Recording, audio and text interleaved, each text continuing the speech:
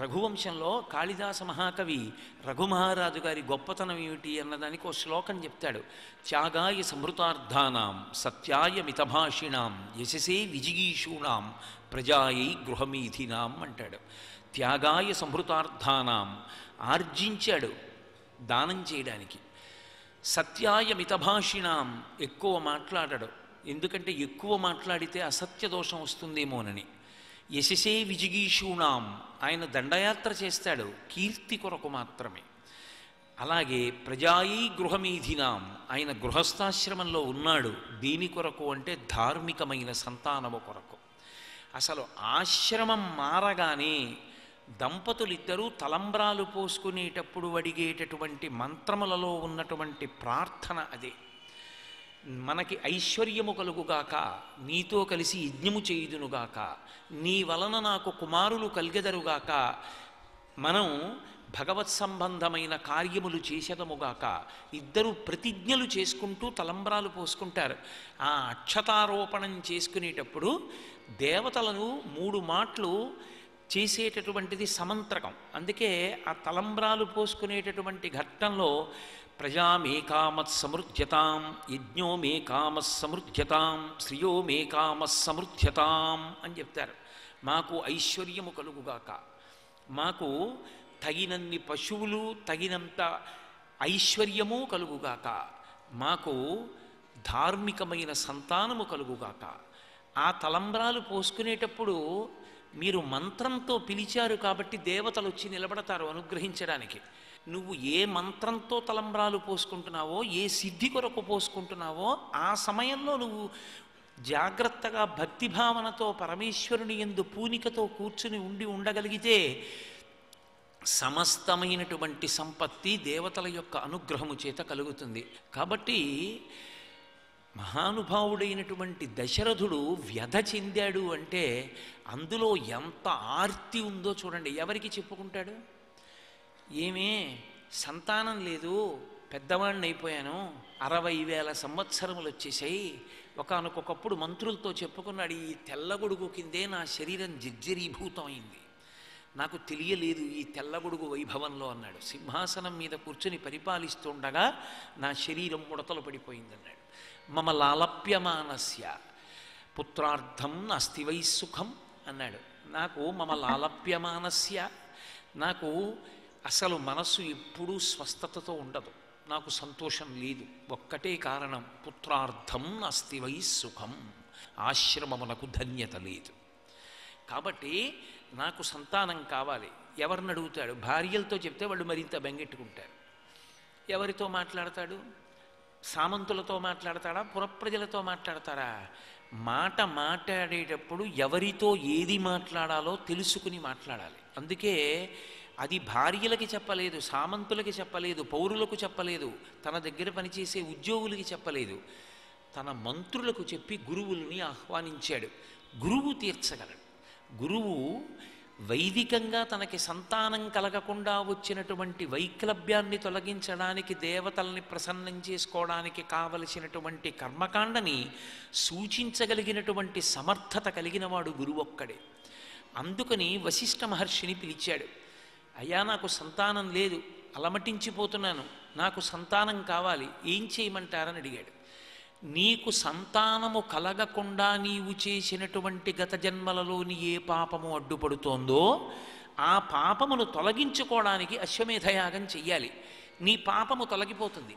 తొలగిపోయిన తర్వాత అప్పుడు నువ్వు సంతానమును అపేక్షిస్తూ పుత్రకామేష్టి చెయ్యాలి. తిన్నగా పుత్రకామేష్టి కాదు, అశ్వమేధం చేసి పుత్రకామేష్టి చెయ్యాలి. అశ్వమేధయాగం కలియుగంలో లేదు, మీరు బాగా గుర్తుపెట్టుకోవాలి. అశ్వమేధము కలియుగమునందు లేదు. ఎందుచేత అంటే కలియుగంలో అశ్వమేధంతో సమానమైనటువంటి క్రతువు ఒక్కటే, అనాథ ప్రేత సంస్కారం. అనాథ ప్రేతానికి సంస్కారం చేస్తే అదే కలియుగంలో అశ్వమేధయాగం. అసలు మీరు జాగ్రత్తగా గమనిస్తే భగవంతుడు ఎన్ని అవతారాలు తీసుకున్నా రెండిటిని చేస్తూ వెళ్ళాడు. ఒకటి గో సంరక్షణ, 2 అనాథ ప్రేత సంస్కారం. రామచంద్రమూర్తి కూడా మీరు గమనించండి, రామాయణంలో జటాయువు ప్రాణం వదిలిపెడితే అంత్యేష్టి సంస్కారం చేశాడు. కబంధుణ్ణి గొయ్యి తీసి పాతిపెట్టాడు. రావణాసురుడికి అంత్యేష్టి సంస్కారం విభీషణుడు చెయ్యనంటే నా యొక్క స్నేహితుడి సోదరుడు నాకు సోదరుడితో సమానం, కాబట్టి నేను చేస్తాను అంత్యేష్టి సంస్కారం అన్నాడు. కృష్ణ పరమాత్మ దగ్గరుండి కురుక్షేత్ర సంగ్రామంలో పడిపోయిన ప్రతి వాళ్ళకి తిలోదకాలు ఇప్పించాడు. అంత్యేష్టి సంస్కారం శాస్త్రీయంగా జరగడం వెనక పరమేశ్వరుని యొక్క అవతారములు అన్నిటి యందు అంత శ్రద్ధ కనపడుతుంది. కాబట్టి సమంత్రకంగా అంత్యేష్టి సంస్కారమునందు మళ్ళీ బ్రహ్మాండములోనికి పిండాండాన్ని కలిపేస్తారు. అంతటి వైభవం కలిగినది అంత్యేష్టి సంస్కారం. కాబట్టి దశరథ మహారాజు గారు వశిష్ఠుడితో ప్రాధేయపడ్డాడు, నీ పాపం పోవడానికి అశ్వమేధం చేయిస్తాను, నువ్వు దీక్షితుడివి కమ్మన్నాడు. అబ్బో, సరయూ నది ఒడ్డున పందిళ్ళు వేశారు, ఎక్కడ చూసినా చాలు చాలు ఇంక వద్దు ఇంక వద్దు అని వినపడుతుండేదిట. అలా వడ్డన చేశారు.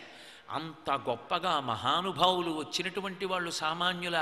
వశిష్ఠో వామదేవస్య జాబాలి రథకాశ్యప కాత్యాయన సుయజ్ఞశ్చ గౌతమో విజయస్తథా అని అటువంటి మహర్షులు, ఆ ఋష్యశృంగుడు మొదలైన వారందరూ వచ్చారు, అశ్వమేధయాగం చేశారు.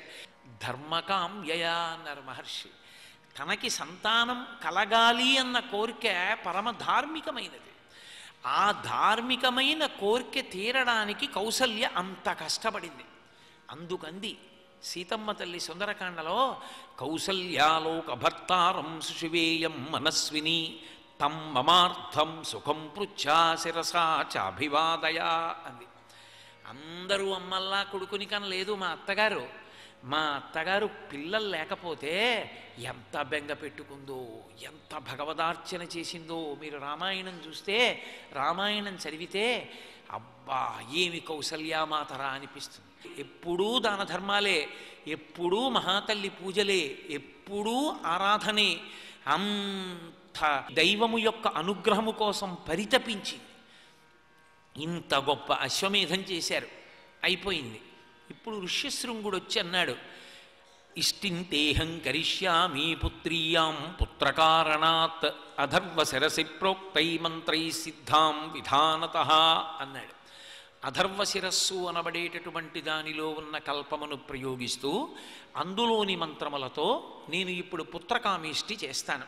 మహారాజా, నువ్వు యజమానిగా పరమ దీక్షతో సుస్థిరమైనటువంటి మనస్సుతో యజమానిగా కూర్చుని హవిస్సునిస్తే సంతసించినటువంటి దేవతలు వాళ్ళు నీ కోర్కె తీర్చడానికి అనువైనటువంటి మార్గాన్ని సూచిస్తారు అన్నాడు. ఆయన ఆ ఇష్టిని ప్రారంభం చేశాడు.